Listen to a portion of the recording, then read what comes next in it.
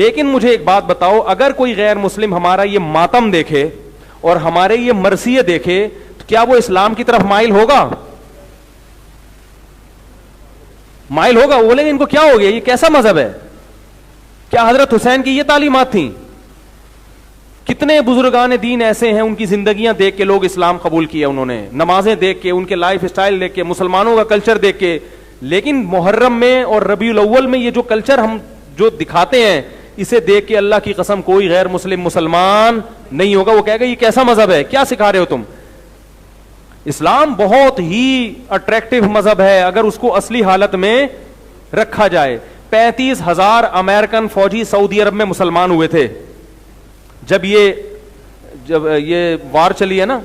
تو ہمارے ایک استاد سے میں نے ان سے پوچھا کہ ان کی بڑی معلومات تھی. میں نے کہا یہ جو 35,000 امریکی فوجی مسلمان ہوئے ہیں سعودی عرب میں, یہ کس کی تبلیغ سے؟ انہوں نے کہا کسی کی بھی نہیں. ان کو اسلام کو اب پڑھنے کا موقع ملا ہے سعودی عرب آنے کے بعد, کیونکہ سعودی عرب آئے تو انہوں نے کچھ وہاں دیکھا سسٹم, تو ان کو اسلام کو جب انہوں نے خود پڑھا تو خود ان کو اتنا اچھا لگا, کیا ہو گئے. لیکن اگر وہ یہ پڑھیں گے یہ کالے کپڑے اور ماتم اور چھری اور چاقو اور دیگیں حلیم کی, یہ اسلام نہیں ہے میرے بھائی, یہ اسلام نہیں ہے. تو اس لیے پھر بھی میں کہتا ہوں جو کر رہا ہے ان کا مسلک ہے, ان کو کرنے دو. محبت سے اگر کسی کو سمجھا سکتے ہو تو سمجھا دو, خود اللہ کا واسطہ ان چیزوں میں نہ پڑھو. ہمارے مذہب میں کوئی مہینہ منحوس نہیں ہے. اگر ہم کہتے ہیں اہل بیت پر ظلم ہوا اس مہینے میں, تو اہل بیت کی تاریخ اٹھا کے دیکھو گے تو کسی اہل بیت پر سفر میں ظلم ہوا, کسی پر ربیع الاول میں ظلم ہوا, کسی پر ربیع الثانی میں ہوا. پورے سال کسی نہ کسی پہ ظلم اور کسی سے عدل ہوتا رہے. کوئی ایک تاریخ بھی اسلامی تاریخ میں ایسی نہیں ہے جو بچی ہوئی ہو. تو کب تک مناتے رہو گے؟ کس کس کا دن منا؟ حضرت حسن کو جو زہر دیا گیا, کیا یہ ظلم نہیں تھا؟ تو وہ دن بھی پھر نحوست کا منانا چاہیے. اور انبیاء کو شہید کیا گیا ہے بہت سارے دنوں میں, پیغمبروں کو شہید کیا گیا ہے. تو یہ ساری چیزیں غیر مسلموں سے آ رہی ہیں. ہمیں ان چیزوں سے کیا کرنا ہے؟ ربیع الاول میں بھی ہمیں شریفانہ طریقے سے زندگی گزارنی ہے. ایسا اب میں کہیں سے آ رہا تھا گاڑی, تو دیکھا کہ وہ لبیک یا رسول اللہ کے نام پہ چند لوگ, سارے ایسے نہیں ہوتے, کسی بھی قوم کو میں سب نہیں, ہر جگہ کچھ اچھے لوگ ہوتے ہیں کچھ برے ہوتے ہیں. تو انہوں نے جناب راستہ روک لیا اور لبیک یا رسول اللہ کہہ کے ناچنے لگے. وہ جو گاڑیوں میں پھنسی ہیں برے طریقے سے, اس قدر کوفت ہوئی ہے ٹریفک بغیر اطلاع کے. جب ایسا کوئی ہوتا ہے تو ٹریفک کیا ہو گیا؟ پھنس گیا. ارے بھائی اتنی بڑی ٹینشن, اتنا بڑا عذاب کہاں سے نکلیں؟ میں اس وقت سوچ رہا تھا اس وقت کوئی بیمار ہوا, کوئی عورت پریگنینسی میں, اس کو ہاسپٹل لے کے جا رہے ہیں, کسی کو ہارٹ کا اٹیک ہوا, اس کو وہ تو لبیک یا رسول اللہ کے نعروں میں, اور کوئی گورا آ کے دیکھ لے, وہ بولے ہمارے ہاں تو ٹریفک جام بھی ہوتا ہے تو ہم لائن سے نہیں ہٹتے, اور تمہارے ہاں نبی کے نام پہ جب چاہو روڈ بلاک کر کے کھڑے ہو جاؤ. تو اسلام تو میرے بھائی مینجمنٹ سکھاتا ہے. اسلام آپ کو برباد ہونا یا مینجمنٹ کی جو یعنی نظام کو خراب کرنا, انتظام کو خراب کرنا, یہ اسلام کی تعلیمات تھوڑی ہیں.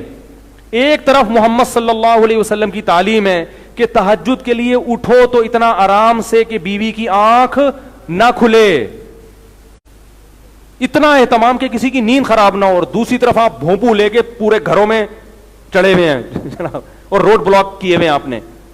احتجاج اگر روڈ بلاک کر کے کرنا ہے تو اس کے پہلے ہی انتظام ہونا چاہیے. بھائی یہ آلٹرنیٹ راستہ ہے گاڑیوں کے نکلنے کا, یہاں سے یہاں تک فلاں دن کنٹینر لا کے رکھا جائے گا, ٹھیک ہے نا, اس کنٹینر میں اتنے لوگ ہوں گے, اور وہ اس طرح سے اتنا بڑا جلسہ ہوگا, اور پھر اس کا متبادل ایک دم لا کے لبیک یا رسول اللہ کے نام پہ سب کھڑے ہو گئے, اور ایک دم ایسی کی تیسی ہو.